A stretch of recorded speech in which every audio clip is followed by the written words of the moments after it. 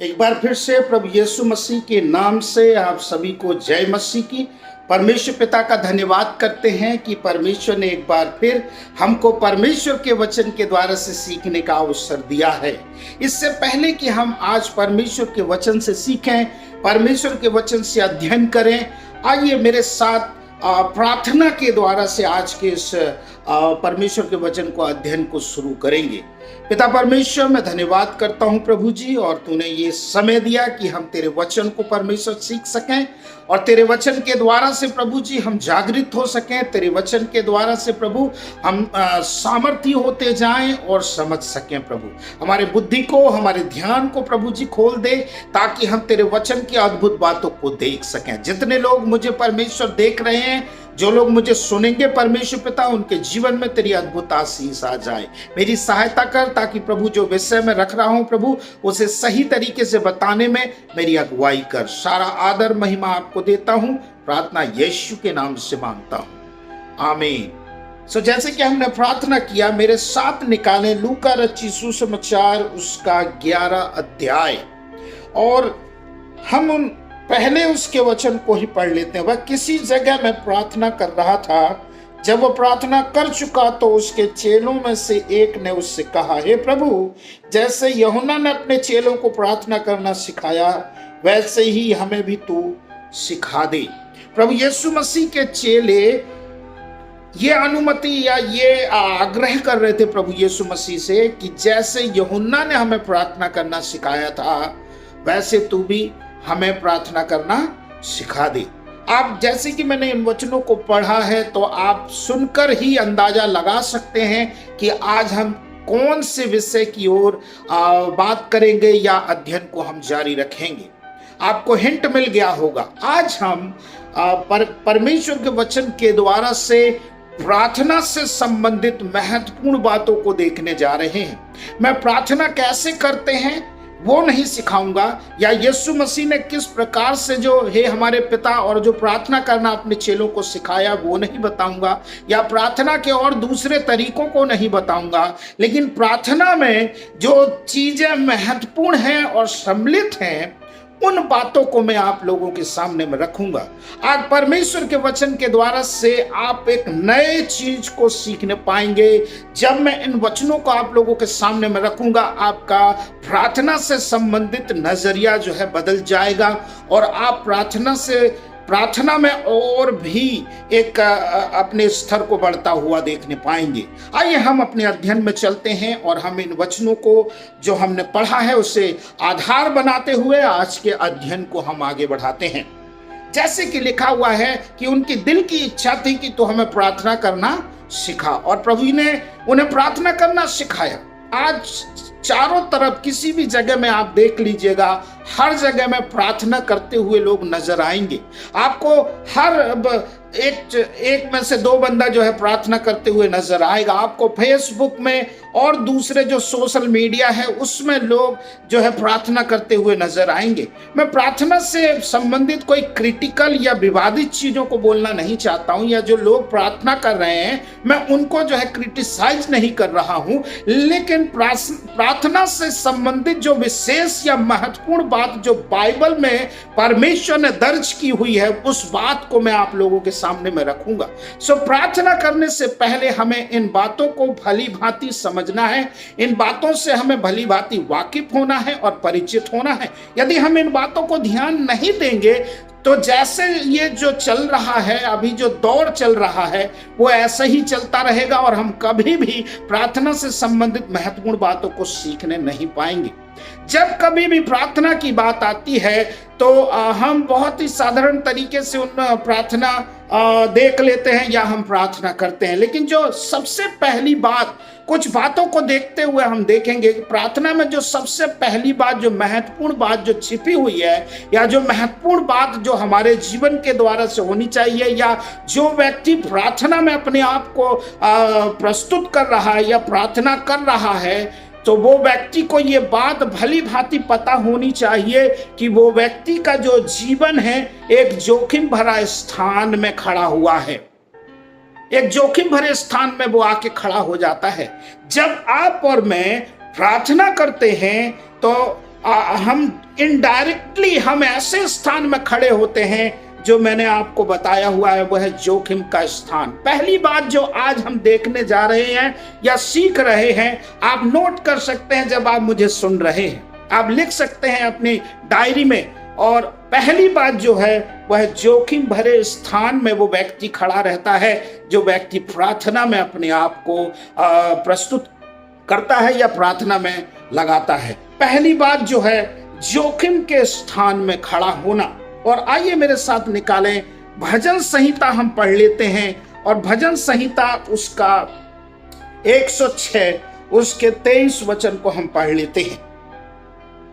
इसलिए उसने कहा कि मैं उसका सत्यानाश कर डालता यदि मेरा चुना हुआ मूसा जोखिम के स्थान में उनके लिए खड़ा न होता, ताकि मेरी जलजलाहट को ठंडा करे, कहीं ऐसा ना हो कि मैं उन्हें नष्ट कर डालूं। और ये वचन जो मैंने पढ़ा हुआ है, ये परमेश्वर अपने लोगों को कह रहा है, या जो वचन आया हुआ है भजन संहिता 106 उसके 23 को जैसे हमने पढ़ा है, और कह रहा है कि मूसा यदि जोखिम के स्थान में ना खड़ा होता तो मैं इन सभी लोगों को जो है सत्यानाश कर डालता और मैं पूरे तरीके से इनको नाश कर देता। लेकिन मेरा दास जो विश्वास योग्य था वो एक जोखिम भरे स्थान में खड़ा हुआ।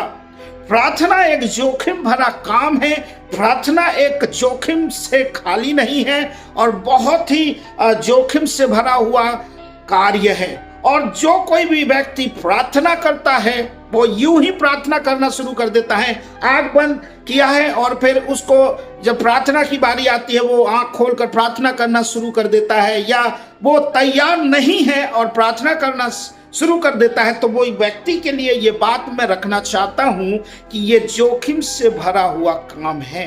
और परमेश्वर ने अपने वचन में खुद कहा है कि मूसा हमेशा इस्राएलियों के लिए जोखिम के स्थान में खड़ा होता था। इस्राएली हमेशा परमेश्वर की दृष्टि में बुराई करते थे, परमेश्वर की नजरों में पाप करते थे, लेकिन मूसा हमेशा इस्राएलियों के बीच में और परमेश्वर के बीच में खड़ा हो जाया करता था और उन लोगों की जो है जीवन जो है बख्श दी जाती थी, जीवन में अनुग्रह परमेश्वर देना शुरू कर देता था। क्यों करता था? क्योंकि मूसा जोखिम भरा काम या इस प्रार्थना को खड़ा होता था प्रभु के सामने में और प्रभु से कहता था कि प्रभु ये लोग तेरे हैं और तू इनके ऊपर अनुग्रह कर, और तूने प्रतिज्ञा किया और तू इन्हें कनान देश में लेके जा।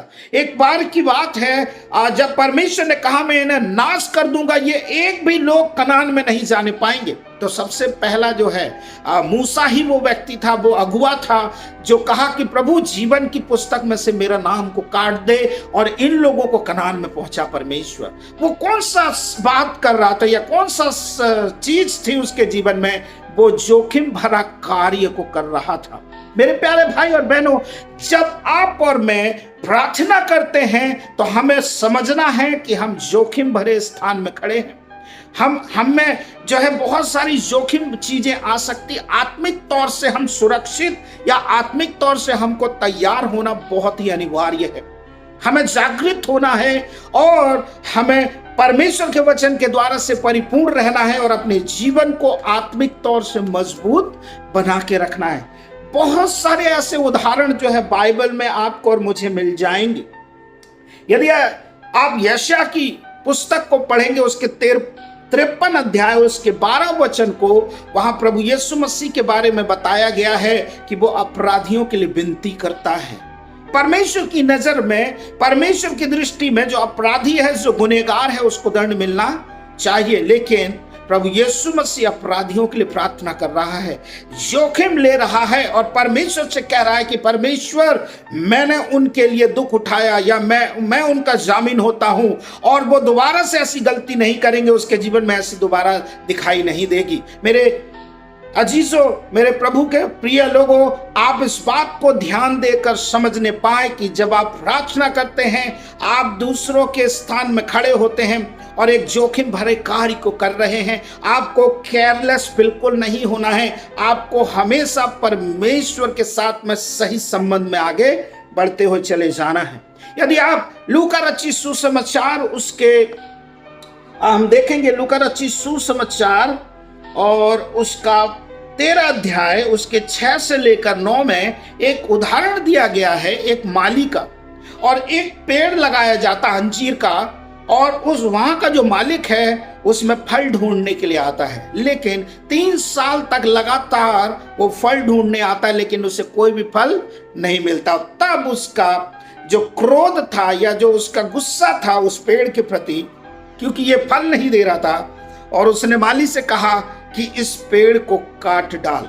और उसके जीवन में न्याय आया, उस पेड़ के जीवन में। लेकिन वहां हम देखते हैं कि माली उस स्वामी से विनती करता है और कहता है, हे स्वामी, इस साल और बख्श दे, यदि ये फलेगा तो भला है, नहीं तो अन्यथा हम इसे काट डालना। ये कौन सी बात है? इसका दृष्टांत में क्या छिपा हुआ है? दृष्टांत में यही बात छिपा हुआ है कि वो स्वामी से विनती कर रहा था कि इसे एक चांस, एक मौका और दे दे।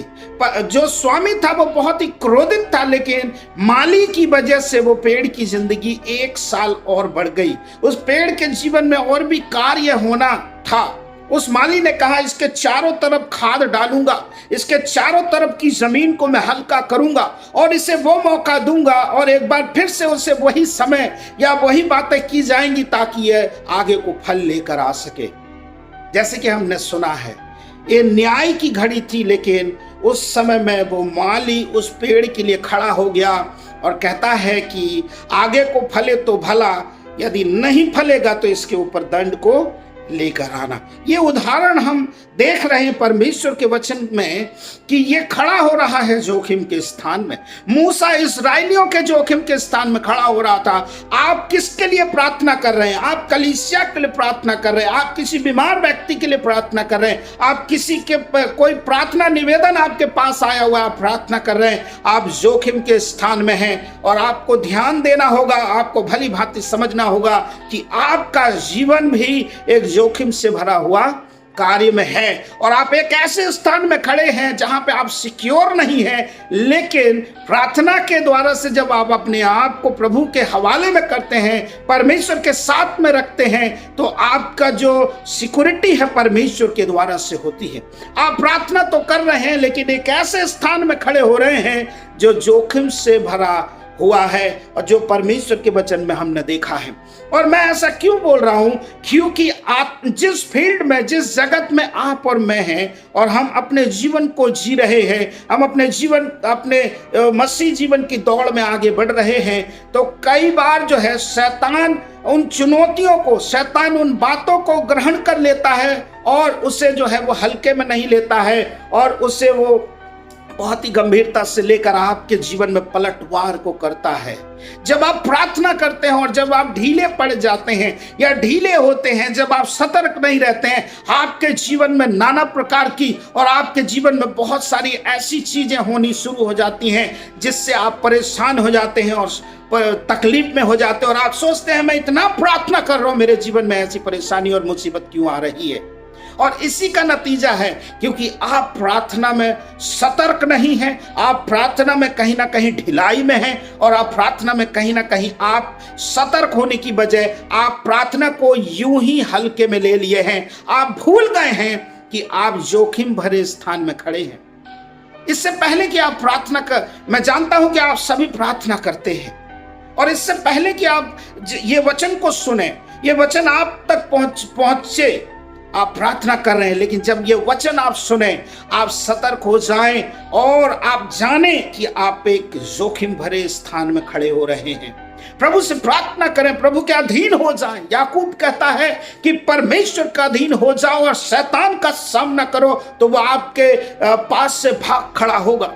वो तभी भाग खड़ा होगा जब परमेश्वर के नजदीक में रहेंगे आप, परमेश्वर के साथ में संबंध आपका सही होगा, तभी शैतान आपसे दूर भागेगा। अन्यथा वो बहुत सारे दाव पेच ऐसे जानता है और वो आपको गिराने के लिए उसको सेकंड भी नहीं लगेगा। आप एक जोखिम भरे स्थान में खड़े हुए हैं। शैतान का राज्य, जो आत्मिक राज्य में आप और मैं जो एग्जिस्ट करते हैं और हम हैं, और जब हम प्रार्थनाओं के द्वारा से ललकारते हैं, शैतान उन चुनौतियों को ले लेता है। शैतान उन चुनौतियों को बहुत हल्के में नहीं लेता है, लेकिन उसके प्रति गंभीर हो जाता है, क्योंकि आप प्रार्थना में उसको चुनौती दे रहे हैं और आप जो है उन लोगों के लिए खड़े हो रहे हैं। आप एक जोखिम भरे काम में वो हो रहे हैं, क्योंकि इससे पहले कि उस व्यक्ति के जीवन में कुछ नुकसान हो या किसी और चीज पे नुकसान हो, आपके ऊपर सबसे पहले वो एनकाउंटर या वो आपके ऊपर वो हमला जो है आ सकता है। इसीलिए इससे पहले कि हमला हो, इससे पहले कि शैतान का वार आपके जीवन में आए, आप सतर्क हो जाएं, ढीले ना हो। लेकिन प्रार्थना यदि आप करते हैं और प्रार्थना योद्धा, आप लगातार प्रार्थना में हैं, आप एक जोखिम भरे काम में आपने हाथ दे दिया है और आप जोखिम भरे कार्य में आगे बढ़ रहे हैं। कई बार प्रार्थना को मजाक बनाया जाता है, कहते हैं कि प्रार्थना कौन नहीं कर सकता, लेकिन प्रार्थना एक बहुत ही महत्वपूर्ण कार्य है मसीह जीवन में, और इसीलिए बहुत से लोग प्रार्थना में चूक गए हैं। प्रार्थना में उनका जीवन जीरो है और प्रार्थना को वो समझते ही नहीं है। पहली बात हम देख रहे हैं कि जोखिम से भरा हुआ काम है, और हम देखें कि शैतान पलटवार करता है हमारे जीवन में, और जब हम प्रार्थना करते हैं तो ये बहुत ही जोखिम भरा काम है। हमें हल्के में नहीं लेना है, हमें ढिलाई नहीं बरतनी है, लेकिन प्रार्थना में चुस्त रहना है, प्रार्थना में जागृत रहना है और प्रार्थना लगातार करते रहना है, प्रभु के संबंध में बढ़ते चले जाना है। दूसरी बात हम जो देखेंगे, मेरे साथ निकालें यहेजकेल की पुस्तक, दूसरी बात हम देखने जा रहे हैं यहेजकेल की पुस्तक, उसका 22 अध्याय और उसके 30 वचन को हम देखेंगे। मैंने उनमें ऐसा मनुष्य ढूंढना चाहा जो बाड़े को सुधारे और देश के निमित्त नाके में मेरे सामने ऐसा खड़ा हो कि मुझे उसका नाश ना करना पड़े, परंतु ऐसा कोई ना मिला, कोई ना मिला। यहां परमेश्वर बोल रहे हैं कि मैं ऐसा मनुष्य ढूंढना चाहा जो बाड़े को सुधारे और देश के निमित्त नाके में मेरे सामने ऐसा खड़ा हो कि मुझे उसका नाश ना करना पड़े। नाके में खड़े होते हैं। परमेश्वर ऐसे व्यक्ति से प्रसन्न है, परमेश्वर ऐसे व्यक्ति को ढूंढ रहा है जो नाके में खड़ा हो। और ये नाका क्या है? ये एक बाल है, एक दीवार है जहां से घुसा जाता है और बाहर निकला जाता है, वहीं से आना जाना होता है। और परमेश्वर ऐसे लोगों को ढूंढ रहा है जो नाके में खड़ा हुआ है। तो आप दूसरी बात जो हम देख रहे हैं, जब आप प्रार्थना करते हैं, आप नाके में खड़े हुए हैं और परमेश्वर ऐसे लोगों को ढूंढ रहा है। हर एक अगुए, हर एक पास्टर, हर एक प्रभु के लोग नाके में खड़े हुए लोगों के समान हैं।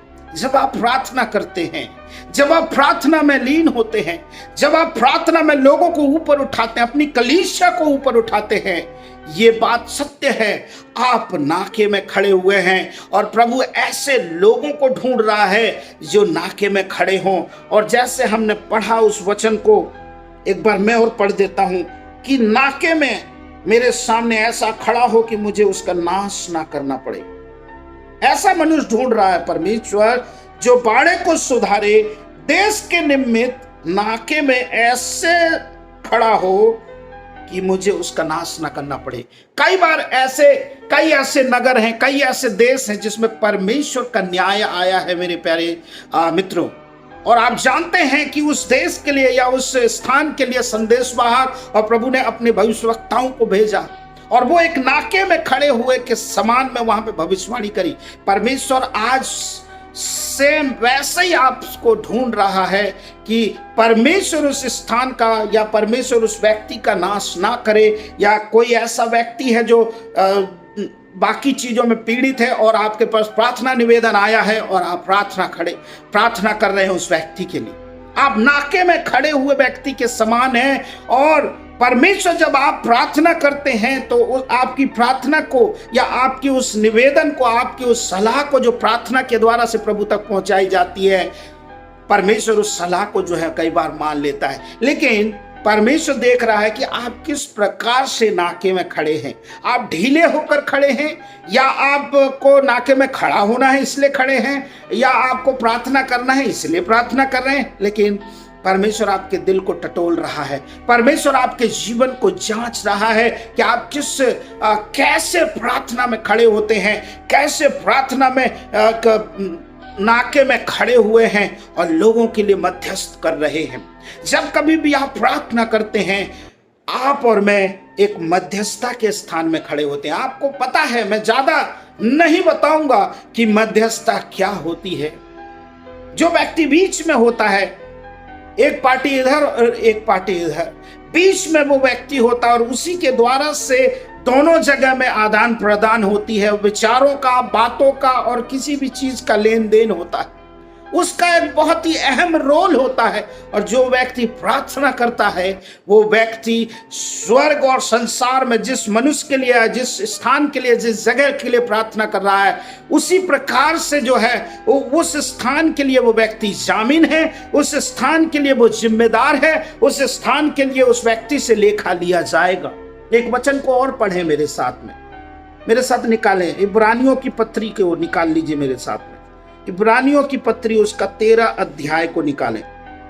इब्रानियों की पत्री उसका 13 अध्याय उसके 17वें वचन में ऐसे लिखा हुआ है, अपने अगुओं की मानो और उनके अधीन रहो, क्योंकि वे उनके समान तुम्हारे प्राणों के लिए जागते रहते हैं, जिन्हें लेखा देना पड़ेगा।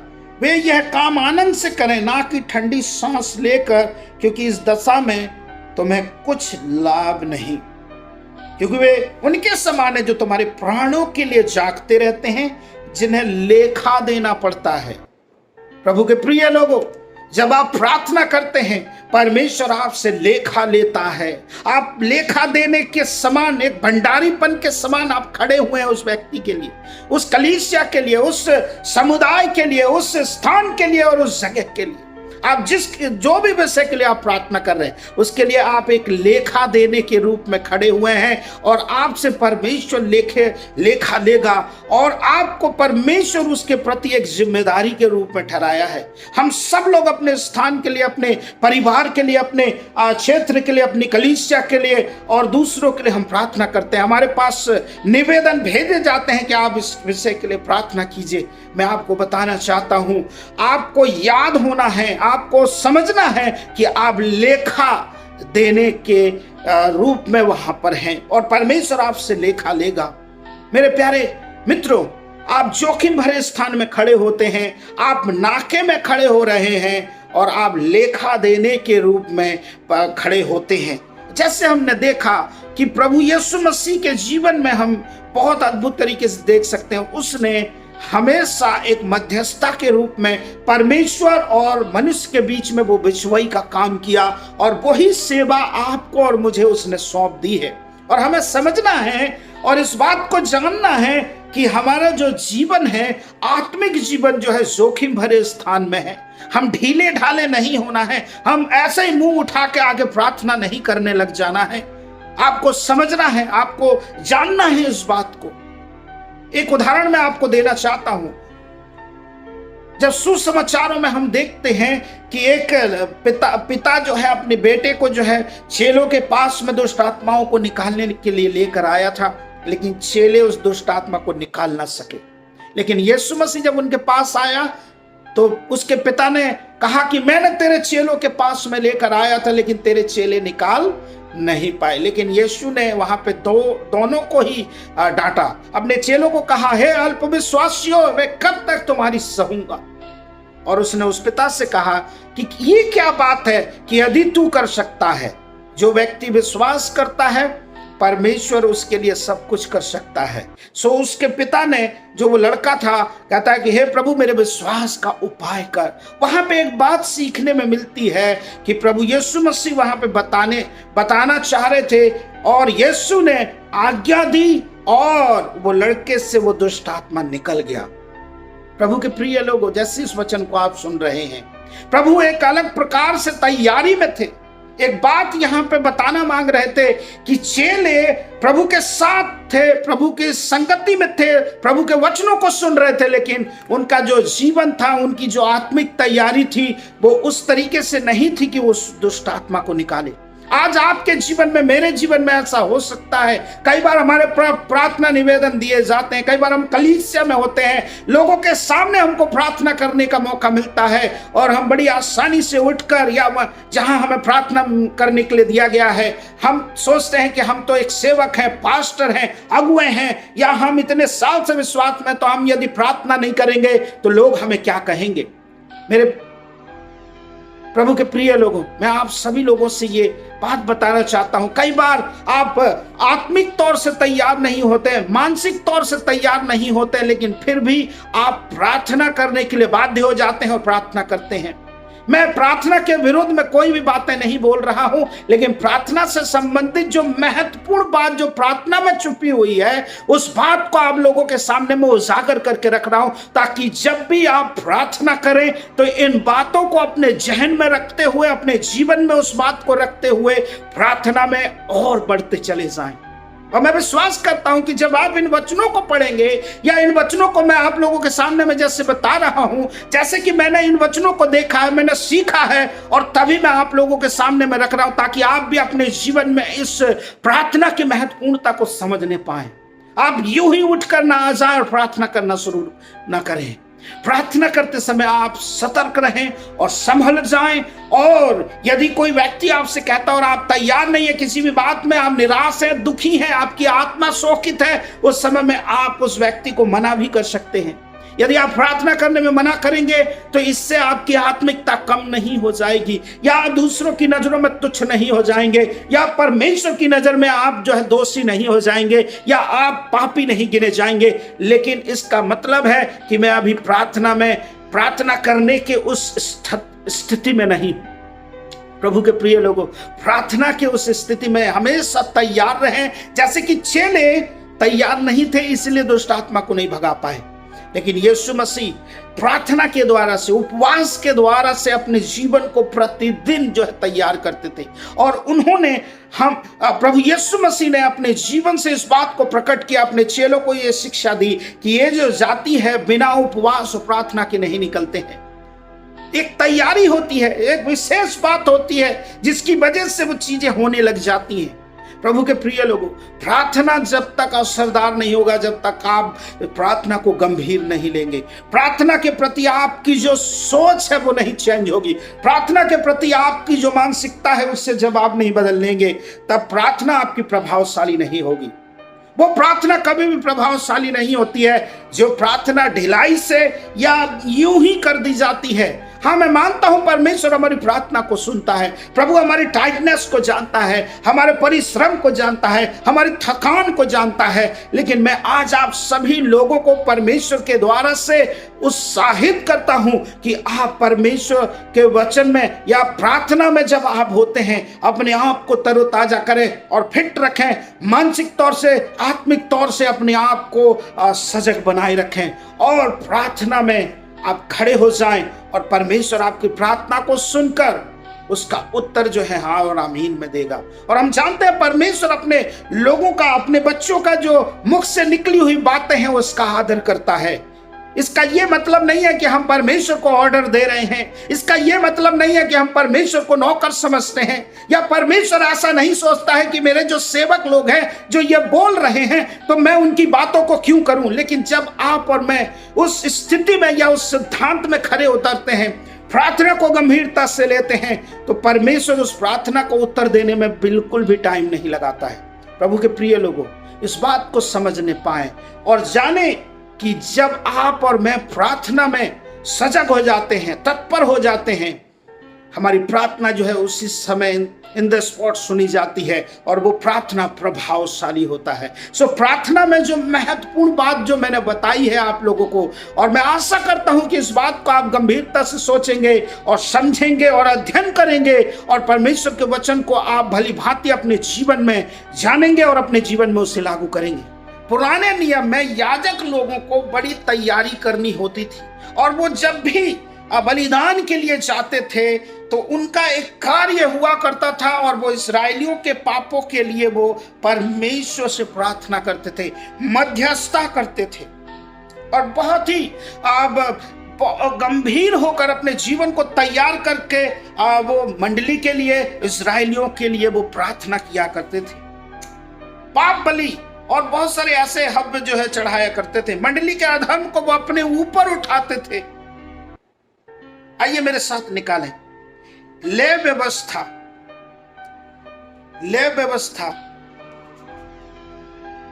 उसका 10 अध्याय उसके 17वें वचन में हम देखेंगे। पाप बलि जो परम पवित्र है और जिसे यहोवा ने तुम्हें इसलिए दिया है कि तुम मंडली के अधर्म का भार अपने ऊपर उठाकर उनके लिए यहोवा के सामने प्रायश्चित करो। तुमने उसका मांस पवित्र स्थान में क्यों नहीं खाया? देखो उसका लहू पवित्र स्थान के भीतर तो लाया ही नहीं गया। निसंदेह उचित था कि तुम मेरी आज्ञा के अनुसार उसके मांस को पवित्र स्थान में खाते। उसका उत्तर हारून ने मूसा को इस प्रकार दिया, देख आज ही उन्होंने अपने पाप बलि और होम बलि को यहोवा के सामने चढ़ाया, फिर मुझ पर ऐसी विपत्ति आ पड़ी है। इसलिए यदि मैं आज पाप बलि का मांस खाता तो क्या यह बात यहोवा के सम्मुख भली होती? जब मूसा ने यह सुना तब उसे संतोष हुआ। यदि इस 10 अध्याय के इन बातों को आप ध्यान में देखेंगे कि वहां पे परमेश्वर का जो पाप बलि में चढ़ाया हुआ जो था, उसे मांस को पवित्र स्थान में लाकर याजक जो है खाया करते थे।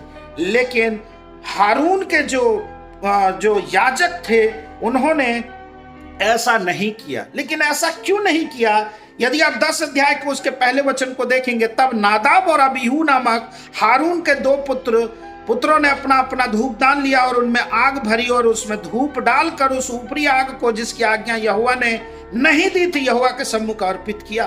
तब यहोवा के सम्मुख से आग निकली और उन दोनों को भस्म कर दिया और वे यहोवा के सामने मर गए। ये कौन सी घटना थी?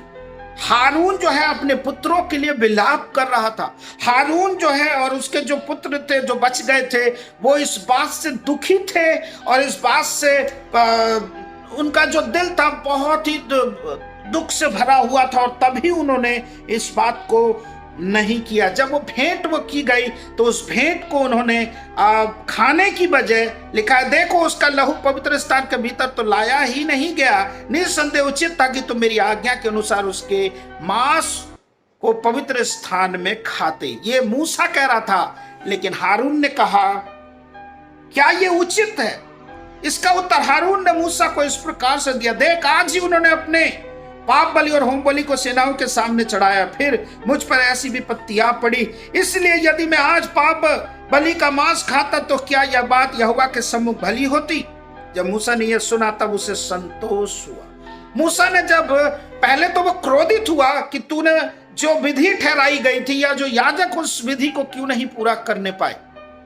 लेकिन जब हारून ने उसके दिल में जो चल रहा था या जो उसके जीवन में चल रहा था, जब मूसा को उसने एक्सप्लेन किया, वर्णन किया कि मेरे जीवन में इतनी बड़ी विपत्ति आई थी और मैं आत्मिक तौर से तैयार नहीं था, तो मैं कैसे उन विधियों को परमेश्वर के भवन में निभाता और मैं परमेश्वर के प्रति दोषी ठहरता। अभी तो मेरे बच्चे जो है परमेश्वर के विरुद्ध में काम किए और परमेश्वर ने उन्हें दंड दिया और मैं भी परमेश्वर के विरुद्ध में जाता और मैं परमेश्वर से दंड का भागी हो जाता। इसीलिए मैं इन कार्यों को नहीं किया। और तभी मूसा जो है इस उत्तर को सुनकर उसके जीवन में संतुष्टि हुई, संतोष उसने मान लिया। वो पहले गुस्सा हो रहा था, लेकिन इस बात को जब हारून ने बोला कि मैं तैयार ही नहीं था, मेरे जो दूसरे जो बच्चे थे वो तैयार नहीं थे, इसलिए इन काम को हमने नहीं किया, हम तो रुक गए। सो मेरे अजीजों, मित्रों, जैसे परमेश्वर के वचन को आप लोग सुनेंगे या सुन रहे हैं, आप इस बात को ध्यान रखें। हारून को वो जिम्मेदारी मिली थी, लेकिन जब उसके जीवन में वो दुख, परेशानी और बहुत सारी ऐसी चीजें थी तो उसने उन विधियों को करने से मना किया और उन विधियों को उसने नहीं किया। यह अच्छी बात है। जब आपके जीवन में कोई गड़बड़ी हो जाती है, आप अपने जीवन में तैयार नहीं होते हैं और आपको प्रार्थना के पूरे अवसर मिल रहे हैं, तो आप वहां पे बोल सकते हैं कि मैं अभी तैयार नहीं हूं। आप छोटे नहीं हो जाएंगे। यदि आप सेवक हैं, पास्टर हैं, यदि आप प्रार्थना नहीं करेंगे तो हो सकता है दूसरे लोग बोले देखो ये व्यक्ति जो है प्रार्थना नहीं कर रहा है। लेकिन ये अच्छी बात होगी कि आप अपने जीवन में तैयार रहे। इसीलिए पौलुस ने हमेशा एक बात को जो तीमुथियुस को इस प्रकार से कहा है कि समय और असमय जो है तैयार रहे। आइए हम जैसे कि इस नए नियम के युग में हैं, हम प्रेरिताई की इस युग में हैं और प्रभु यीशु मसीह का आना जो है बहुत ही निकट है और परमेश्वर की सेवा में हम जुड़े हुए हैं, आगे बढ़ रहे हैं। तो हमें इन बातों को ध्यान में रखते हुए अपने मसीह दौड़ या मसीह जीवन को और आगे की ओर बढ़ाते चले जाएं। और मैं इस वचनों के द्वारा से जो है आप सभी लोगों को उत्साहित करता हूं कि जब आप इन वचनों को सुन रहे हैं, इन वचनों को जब आप मनन करेंगे, जब इन वचनों को आप अपने जीवन में अप्लाई करेंगे और जानेंगे कि प्रार्थना कितना महत्वपूर्ण बात है, प्रार्थना कितना गंभीर विषय है, और उन बातों को जितने दिनों से आप नहीं जान रहे थे, जैसे मैंने आज रिवील किया, बताया, प्रकाशित किया, तो आप इन गंभीरता को समझने पाएंगे। आप जोखिम के स्थान में खड़े होते हैं, आप नाके के उस स्थान में खड़े होते हैं, आप लेखा देने के रूप में आपके ऊपर जिम्मेदारी है, बोझ है, और परमेश्वर ऐसे व्यक्ति को ही चुन रहा है, परमेश्वर ऐसे व्यक्ति को ही पसंद करता है, परमेश्वर ऐसे व्यक्ति को ढूंढ रहा है। प्रभु के प्रिय लोगों, आइए हम सतर्क हो जाएं, आइए हम सजग हो जाएं और प्रार्थना में अपने आप को तैयार रखें और प्रार्थना के लिए अपने जीवन को और भी गहराई से लगाते चले जाएं और प्रभु के सामने में करते चले जाएं। आशा करता हूं कि इन संक्षिप्त बातों के द्वारा से आपने इस प्रार्थना की उस महत्वपूर्ण बातों को, जो गूढ़ बातें जो छिपी हुई है प्रार्थना में, उसे आपने समझा है, उसे सुना है। और आपको निश्चय, मैं ये जानता हूं कि जब आप सुन रहे हैं, जब आप बाद में सुनेंगे, परमेश्वर के वचन के द्वारा से आशीषित होंगे और आप दूसरों को आशीष देने वाले होंगे। पर आप अपने जीवन में निरंतर प्रभु के संबंध में आगे बढ़ते चले जाएं, निरंतर प्रभु के सामने में, निरंतर परमेश्वर की उपस्थिति में बढ़ते चले जाएं। अपने जीवन को तैयार करें और ढीले ढाले नहीं होकर, लेकिन गंभीर होकर प्रार्थना के उस महत्वता को समझते हुए आगे की ओर बढ़ते चले जाएं। प्रभु यीशु मसीह के जीवन में हम देख सकते हैं, वो ही बहुत अद्भुत तरीके से उदाहरण है हमारे जीवन में कि वो दिन में सेवकाई करते थे और रात में वो अपने आप को तैयार करते थे ताकि वो दूसरे दिन जब सुबह हो तो वहां पे सेवकाई में वो आगे बढ़ते जाएं। प्रभु यीशु मसीह को क्या जरूरत थी, लेकिन वो अपने आप को हमेशा तैयार रखते थे। आइए हम, जैसे कि प्रार्थना के योद्धा लोग हैं, हम प्रार्थना कर रहे हैं, इस प्रार्थना के इस अद्भुत महत्वपूर्ण बातों को देखा है और हमने इसे जाना है, तो हम प्रार्थना करें कि प्रभु, हम जैसे कि हमने इन वचनों को सुना है, हमारे जीवन में परमेश्वर हर एक ढीलेपन को, हमारे जीवन में हर एक सुस्तपन को, हमारे जीवन में परमेश्वर जो प्रार्थना की गंभीरता को ना समझते हुए प्रभु हम कहीं भी परमेश्वर पिता प्रार्थना में वो हो जा रहे हैं परमेश्वर, और प्रार्थना कर रहे हैं परमेश्वर, उससे हम बचने पाए। प्रभु जी धन्यवाद मेरे सामर्थ्य पिता परमेश्वर। जैसे कि हारून ने उन विधियों को मानने से मना किया क्योंकि वो आत्मिक तौर से तैयार नहीं था, हम प्रार्थना करते हैं वचनों को हमने सुना है, ये वचन हमारे हृदयों में काम करे, ये वचन हमारे जीवन के द्वारा से प्रकाशित हो, हमारे जीवन के द्वारा से दूसरे लोग भी आशीष पाने पाए। धन्यवाद पिता परमेश्वर, इस वचनों के द्वारा से हम सबको तूने आशीष दी। जितने श्रोता सुन रहे हैं, जो आने वाले दिनों में सुनेंगे प्रभु इस वीडियो के माध्यम से, उनके जीवन में आपकी अद्भुत आशीष को ढेर। धन्यवाद के साथ प्रार्थना यीशु नासरी के नाम से मांगता हूं, आमीन। सबको जय मसीह की। परमेश्वर आप सभी को आशीष दे। God bless you.